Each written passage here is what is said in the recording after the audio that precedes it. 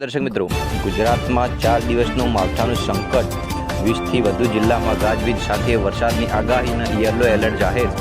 તો મિત્રો જાણીએ શું છે ગુજરાતનું હવામાન ગુજરાત સમાચાર દ્વારા. ગુજરાતમાં કાળઝાળ ગરમી વચ્ચે હવામાનમાં મોટો પલટો આવ્યો છે. રાજસ્થાન અને કચ્છ પર સર્જાયેલ સાયક્લોનિક સર્ક્યુલેશન અને ઈરાન તરફથી આવતા વેસ્ટર્ન ડિસ્ટર્બન્સના કારણે રાજ્યના અનેક વિસ્તારોમાં માવઠાની ભીતિ સેવાઈ રહી છે. હવામાન વિભાગની આગાહી મુજબ આગામી 5 દિવસ દરમિયાન રાજ્યના વિવિધ ભાગોમાં હળવોથી મધ્યમ વરસાદની અને 30થી 40 કિલોમીટર ઝડપે પવન ફૂંકાતા વીજળીના કડાકા ભડાકા સાથે જોવા મળી શકે છે.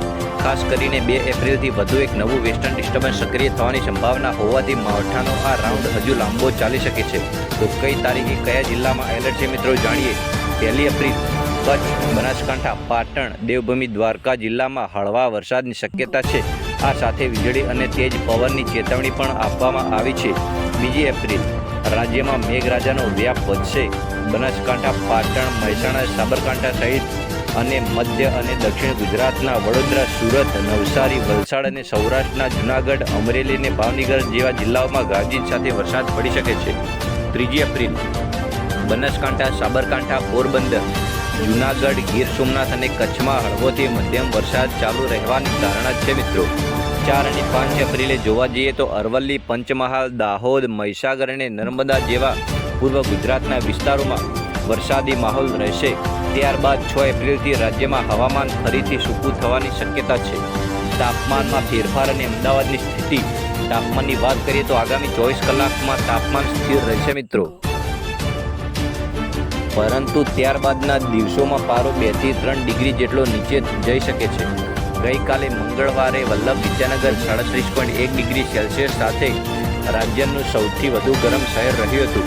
અમદાવાદમાં પણ આકાશ આંશિક વાદળછાયું રહેશે અને મહત્તમ તાપમાન 37 ડિગ્રી સેલ્સિયસની આસપાસ રહેવાની સંભાવના છે, જેનાથી ગરમીમાં પણ થોડી રાહત મળી શકે.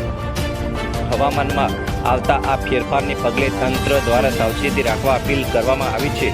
30થી 40 કિલોમીટરની ઝડપે ફૂંકાતા પવનને કારણે ઝાડ ઉખડી જવાની કે વીજ લાઈનો ખોરવાઈ જવાની શક્યતા રહેલી છે, જે ખેતીના પાકને પણ નુકસાન પહોંચાડી શકે છે. નાગરિકોને વીજળીના કડાકા વખતે ઘરમાં રહેવા, ઝાડ નીચે આશ્રય ન લેવા અને વીજળીના થાંભલા કે જળાશયથી દૂર રહેવા માટે ખાસ સલાહ આપવામાં આવી છે. કમોસમી વરસાદની આગાહીને પગલે ખેડૂતોને પોતાના પાકને સુરક્ષિત સ્થળે ખસેડવા અને ખુલ્લામાં રાખેલા અનાજને ઢાંકી દેવા સલાહ આપવામાં આવી છે. તેમજ ગાજવીજ વખતે ઝાડ કે થાંભલા નીચે ઊભા ન રહેવા નાગરિકોને સાવચેત કરવામાં આવ્યા છે મિત્રો. તો હવામાન વિભાગની આગાહીના પગલે 4 થી 5 એપ્રિલ સુધી રાજ્યમાં વરસાદી માહોલ રહેશે અને વરસાદ આવી શકે મિત્રો. તો આવા હવામાન વિભાગના અગત્યના સમાચાર જોવા માટે અમારી ન્યૂઝ ચેનલ સાથે જોડાયેલા રહો અને હજુ સુધી તમે અમારી ન્યૂઝ ચેનલ સબસ્ક્રાઇબ ના કરી તો સબસ્ક્રાઇબ કરી દેજો. ધન્યવાદ.